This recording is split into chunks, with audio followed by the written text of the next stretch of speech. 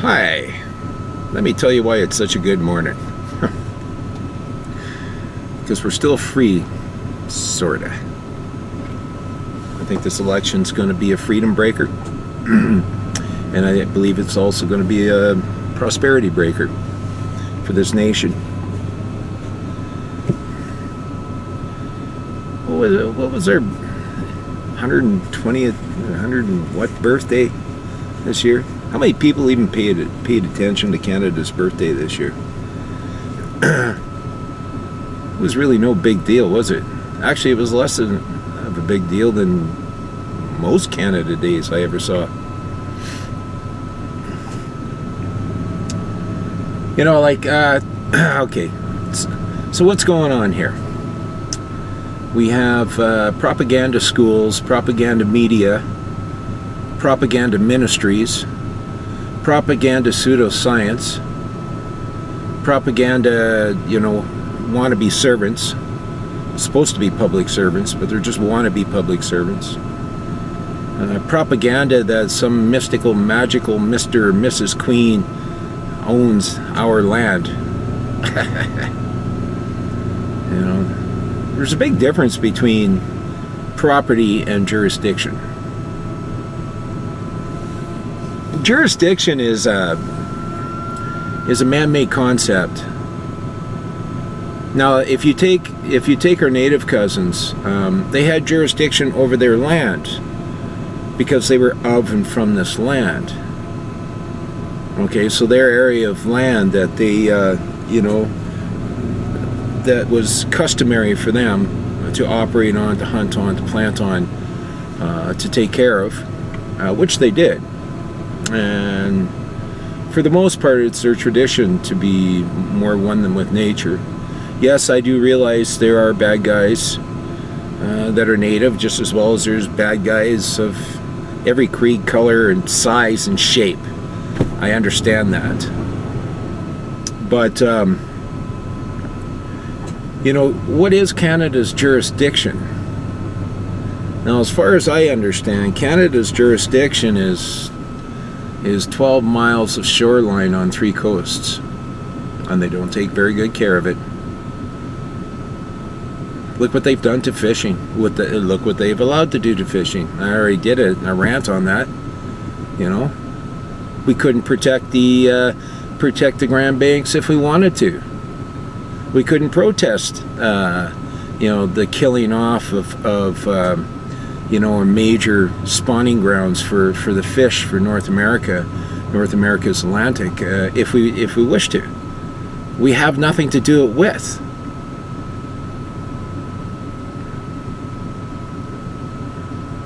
I don't think we even have icebreakers yet. We got Russians up in our north with nuclear icebreakers.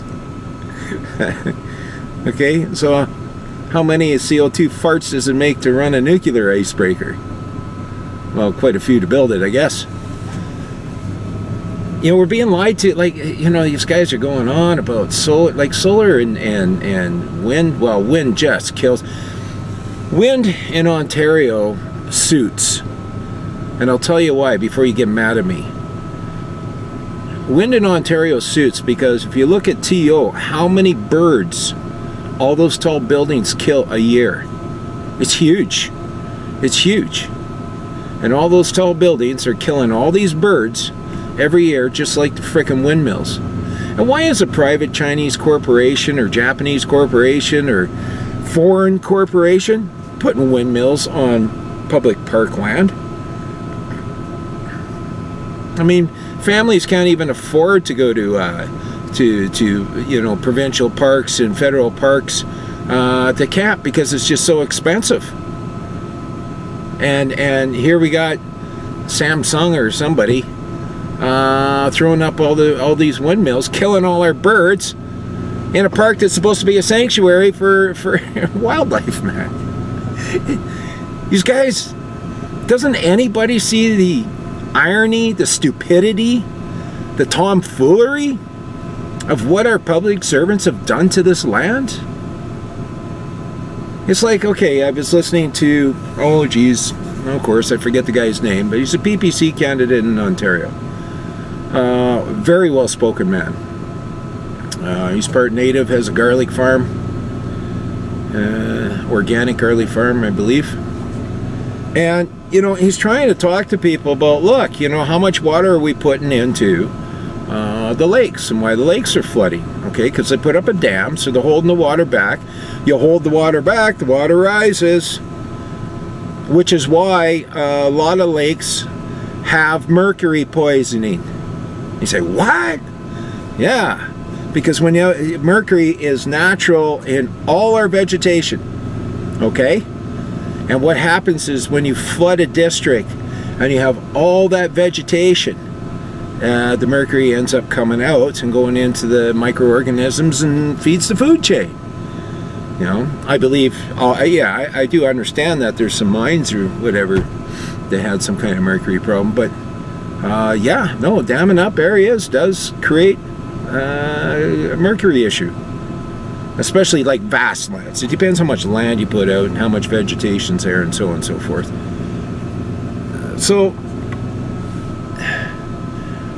for anything that, see, mankind is part of nature, and for anything that we do has an effect on nature, and for anything that nature does has an effect on man, and anything that nature does has an effect on nature. The climate's been changing for millions of years. Get over it. You can't be so just so full of yourself that you think you can change the climate. CO2 is not a pollutant. For millenniums, they taught that the world was flat. Now, I'm not trying to insult any flat earthers. I understand about lenses on cameras, making things, and even windows on airplanes. So I understand about the shape of a lens and the shape of a window and what you see through it. I get that. Now, I've never been to outer space, so how the hell would I know? But okay. But for thousands of years, they preached that the world was flat, and if anybody questioned their authority, their dictatorship over their pseudo so-called science, modern day science, because that's what they called themselves back then, modern day. Read any of the old stuff. In this modern day, we're doing the same damn thing today. So yeah, no, we're gonna burn you at the stake. We're gonna torture you for your own good, right? So it's for your own good. So so you confess your sins before you go. There was a lot of crap back in the day, but all we're doing right now is history's just repeating itself. We're not allowed to have the intelligent debates. We're not allowed to have the intelligent science. If you come out with any kind of critical well, look at critical questions. Look what the public servants, the wannabe MPs, are doing, on the world stage to our free press. Well, I'm not answering you. I'm not talking to you. At no time, and I've looked, at no time. That's why I became is that Rebel? Is that Rebel? Yeah. That's why I became a Rebel Media fan. At no time have I ever seen these guys discriminate, pull any kind of Nazi propaganda, supremacist crap. But I'm sure seeing it from my own public service. In fact, these guys are getting way out of hand. And if anybody questions your dictatorship, your authority on the matter, you kill them slowly through social media.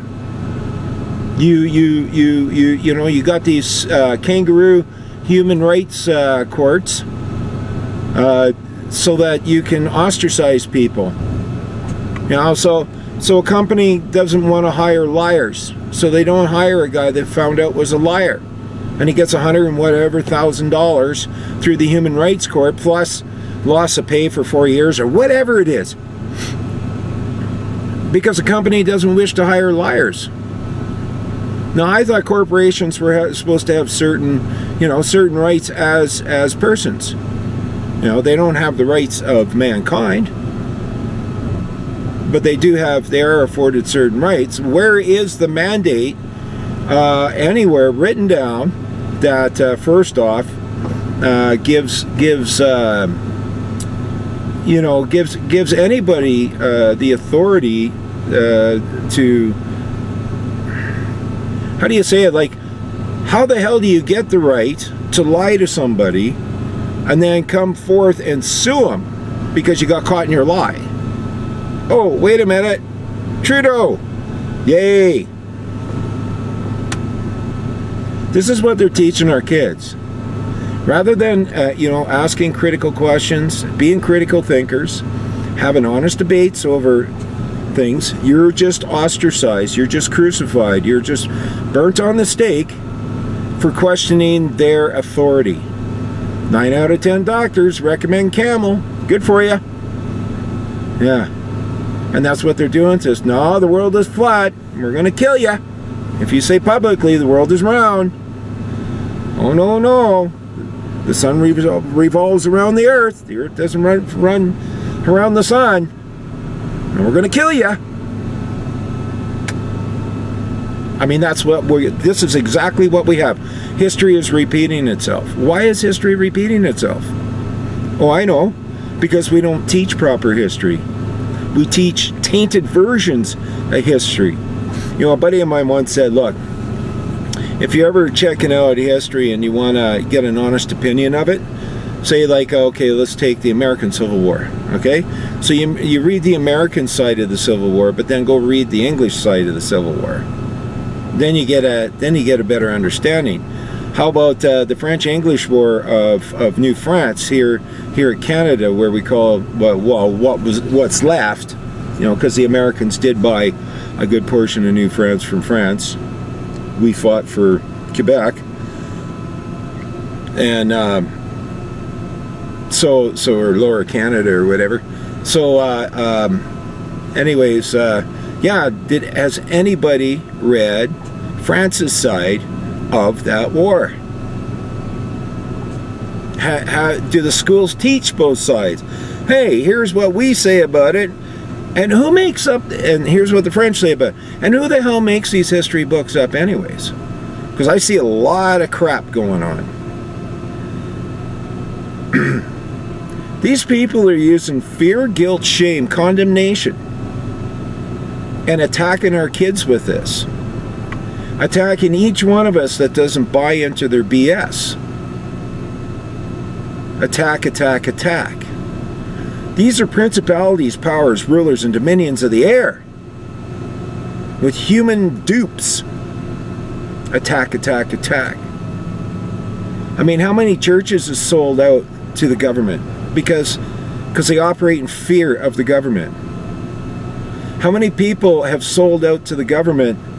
And I'm talking about a traitorous government that's putting us under attack, attacking our children, attacking our homes, attacking our natural resources, attacking our necessities of life, attacking any kind of wealth, any kind of chance of creating any kind of wealth, attacking anybody that has a good idea.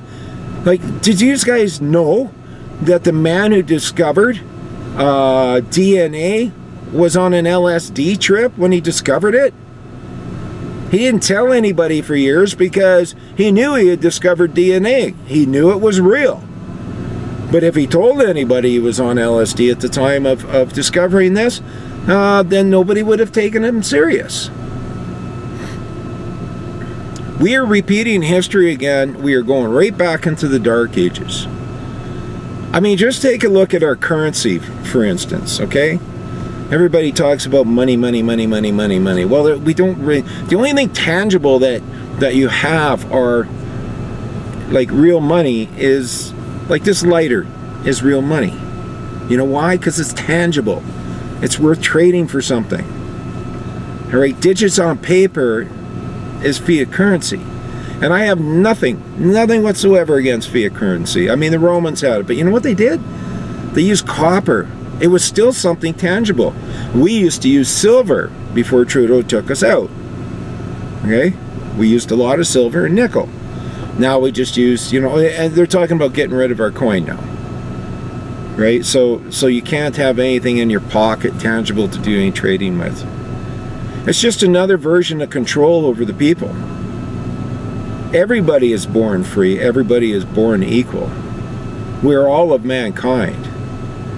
Nobody needs to look down their nose at somebody else because, I was talking to a buddy of mine, goes down to our little community church here, and I went there once. I haven't been to church for quite a while. Since the last one I got kicked out of. Another story. But, except for that one. But anyways, it's easy to look at people like he was telling me, you sit in the church setting, you're looking at all these people and say, yeah, you're full of shit, and you're this and you're that, but nobody wishes to look in the mirror, look down their own soul, through the window of your soul. It's right there in your eye. Look in your pupils. Look in the mirror. Ask yourself what manner of man or woman you are. I don't care what persons you have. You can't tell me, and nobody at any church, and this is probably why I get kicked out half the time, but nobody can tell me that, now I'm old school, okay? I'm not hip to this LGBT thingy, okay? I'm just, I do know that there is a gay community, right? And,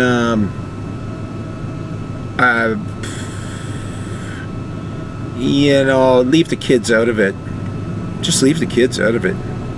Let the kids do what kids do. When they start coming into themselves, their hormones start raging, testosterone, they'll figure it out for themselves. We don't have to hit them hard and let them play ball. Learn them how, let them learn how to compete. Let them learn that in the world, nature itself is full of winners and losers. When you lose, how you pick yourself up and go back at something to win. That's the important lesson of winning and losing. Okay, participation means nothing. It's communist. Everybody participated in communist Soviet Union.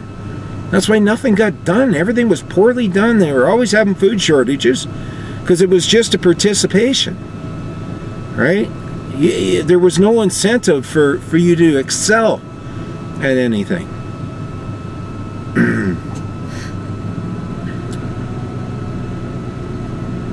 We're repeating history here, and this election is the cusp of, I believe, well, if it wasn't for the PPC, I would believe, we're done. We're gone. There is no more Canada.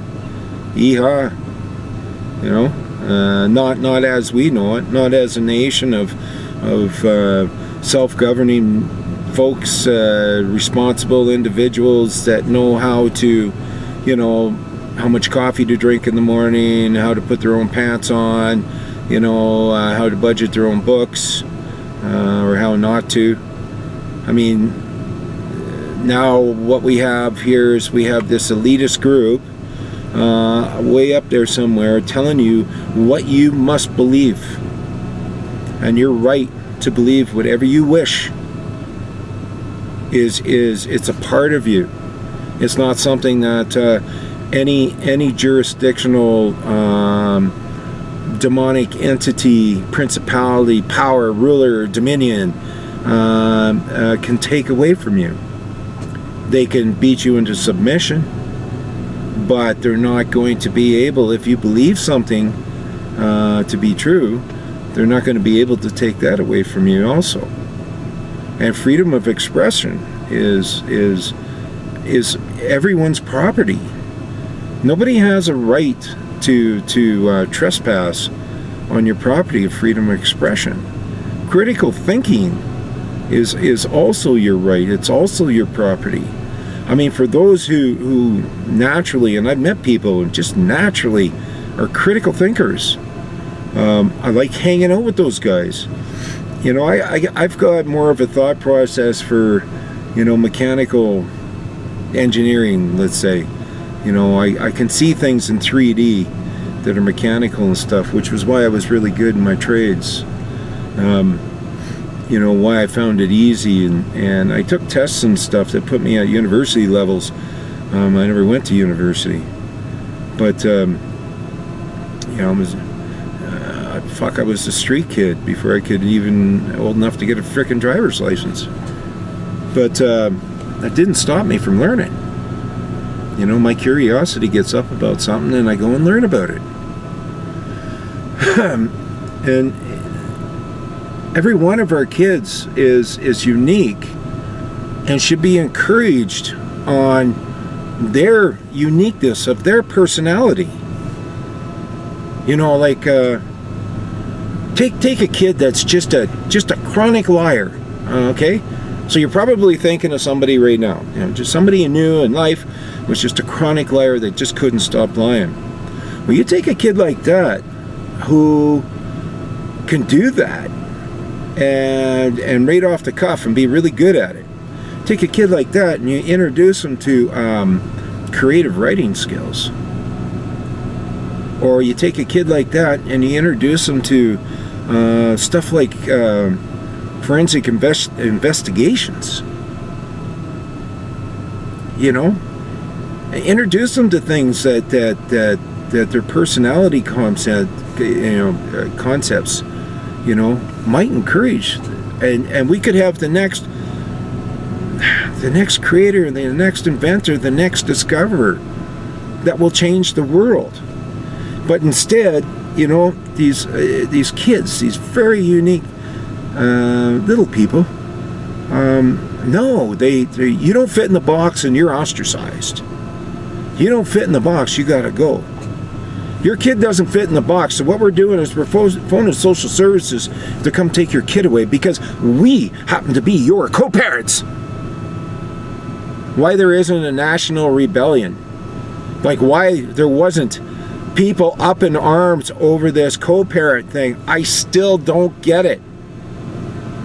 I still don't get it.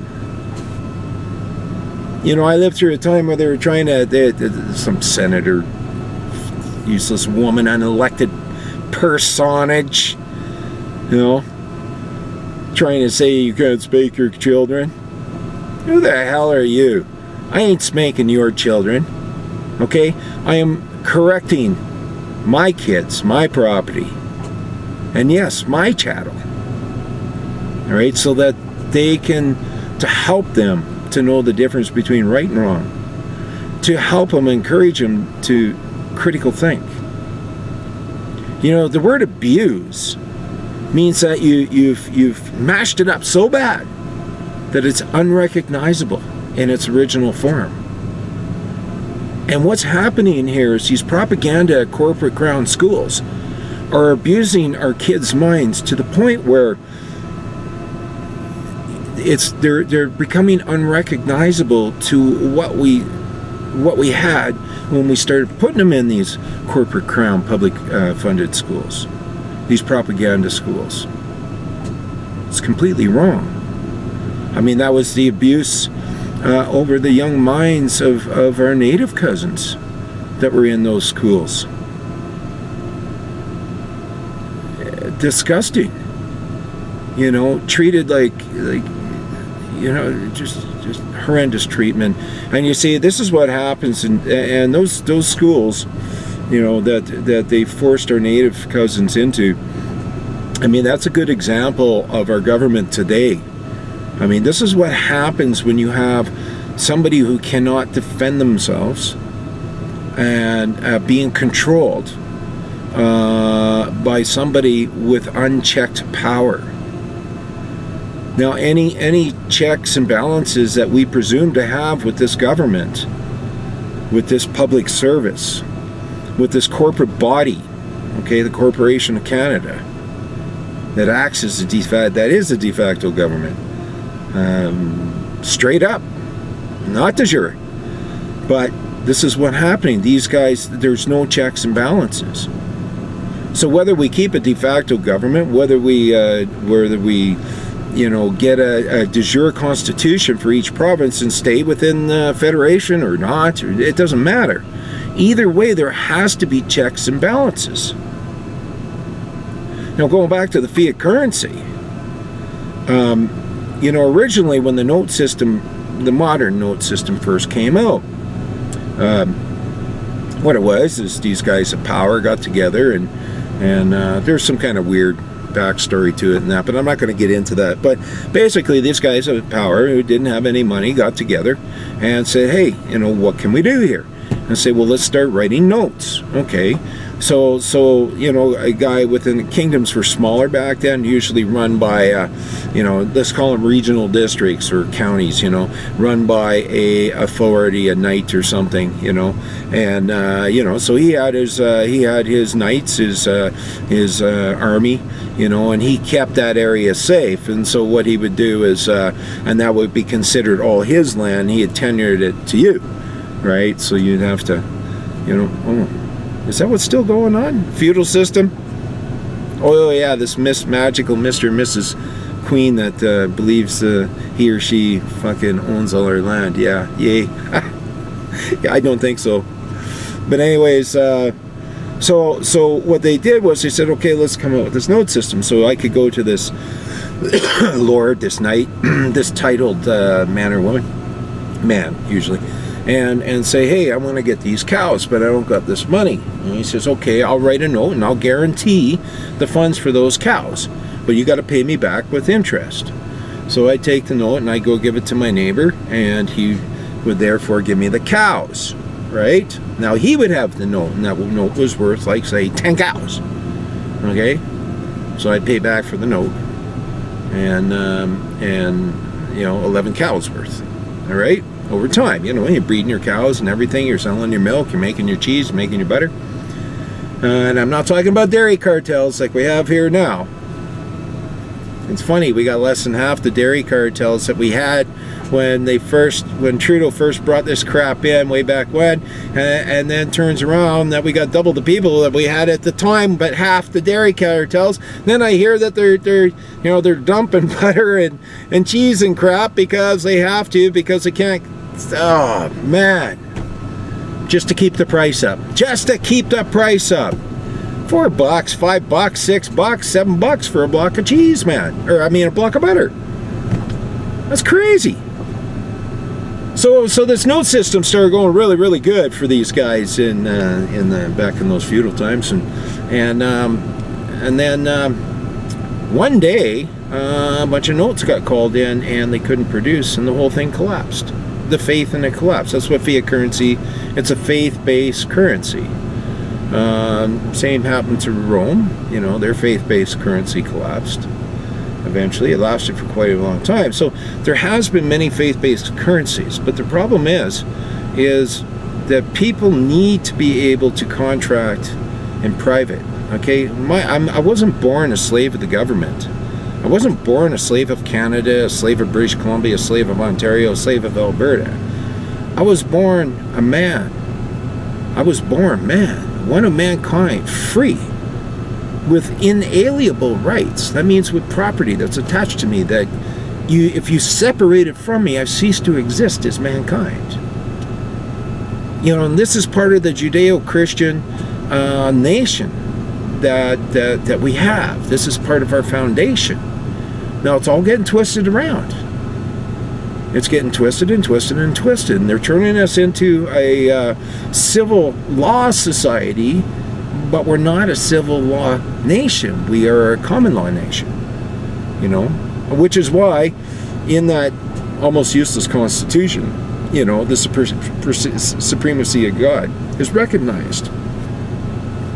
Because they have to, because the foundation of the laws of this land, I'm talking about laws, I'm not talking about, the color of law and all the legal stupid shit, but it's supposed to be reflecting.